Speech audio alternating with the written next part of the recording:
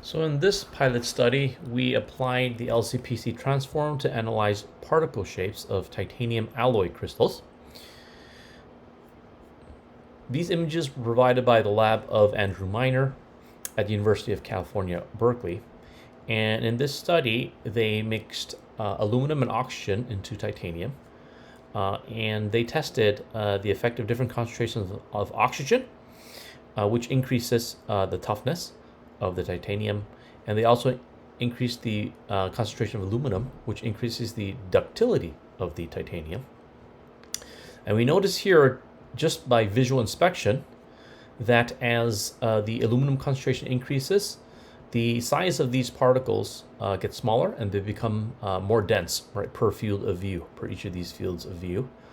And that the effect of adding oxygen also decreases the size of each crystal, each particle, but to varying, a size of the particles.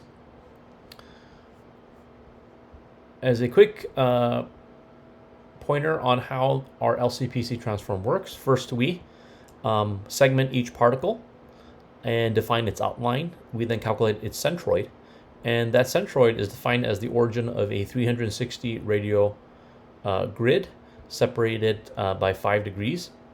And we then calculate the distance between the center and each intersection between a radial line and the edge of the object, as can be observed here in step 3. And then we just linearize this by, as shown in step 4, in which the radial lines are from 0 to 360. And we then apply the fast Fourier transform to this data to obtain a frequency plot that represents the shape that we started with. And then in order to turn each shape into a scalar value, we just summed all the bins of the magnitude of each bin to derive one number representing the original shape. And for the data presented in this talk, the method of deriving a scalar value was to sum the magnitudes of all bins. Further information can be obtained by selectively picking which bins to objectively sum, but that has not been explored on these samples yet.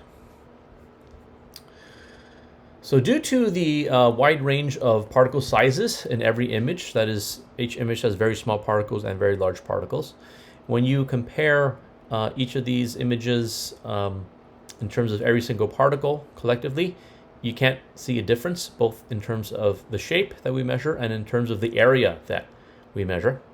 And so we need a more refined approach. But before I go into that approach, I want to say that the 0% oxygen samples were omitted because there are too few particles in those images. If we had more fields of view, then we'd be able to do the same analysis. So our approach was to separate the scatter of each image in terms of its particle sizes into quartiles.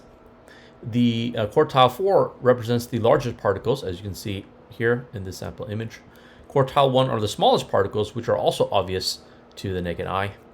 And quartiles 2 and 3 are the mid-sized shapes that are actually hard for the naked eye to distinguish, because as here in the sample, in the image, you can see that they generally have the same shape, and it's difficult for the human eye to distinguish them.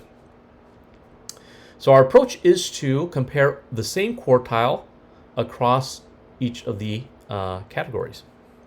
When we do that, we find very interesting effects. So here we see that there seems to be some sort of threshold effect.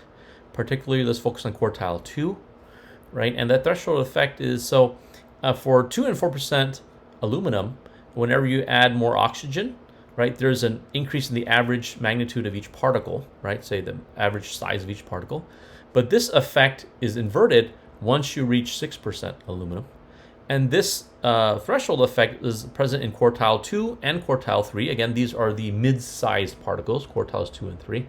You see evidence of that in quartile 1, the smallest sized particles, right? And you see a hint of that in quartile 4, which are the largest sized particles.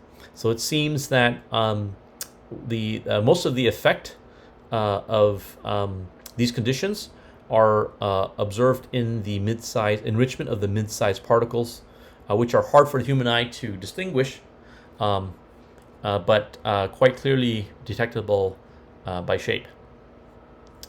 When you look at just the 0.1% oxygen conditions, you see a nonlinear effect as we increase the concentration of aluminum.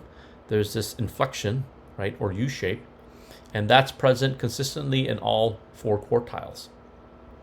If you look at 0.3% oxygen categories, you see a very nice inverse correlation between the concentration of aluminum and the average magnitude of particles, or average size of particles. And this inverse correlation is present in quartiles 2 and 3, again, the mid-sized particles, quartiles 2 and 3. You see that also in quartile 1, the smallest particles, and you see a hint of that in quartile 4, which are the largest particles. Now, to show the efficacy of measuring shape by LCPC, we also did the same analysis using area, a traditional measurement of shape. And let's revisit the threshold effect we observed when we measure shape via the LCPC.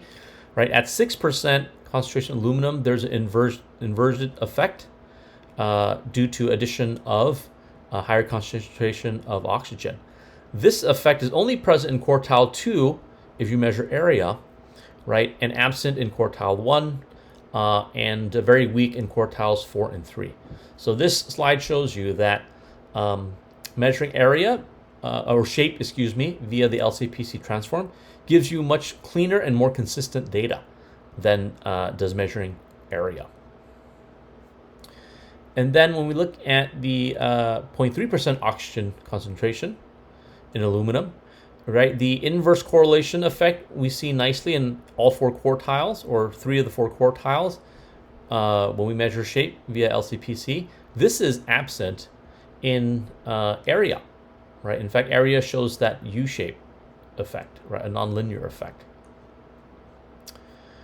Interestingly, when you look at the 0.1% oxygen situation, LCPC shape measure reveals a U-shape effect, a nonlinear effect, but it's area that shows a nice increasing, right, positive correlation between the concentration of aluminum and the average area of the particles. So in this case, if you want to develop a machine learning model to classify titanium that has 0.1% oxygen, area is actually a good feature to include.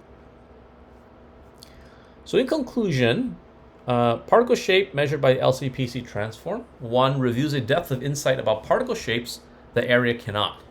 And 2, it provides cleaner and more consistent data than does area. And lastly, it can be used in conjunction with area for machine learning purposes.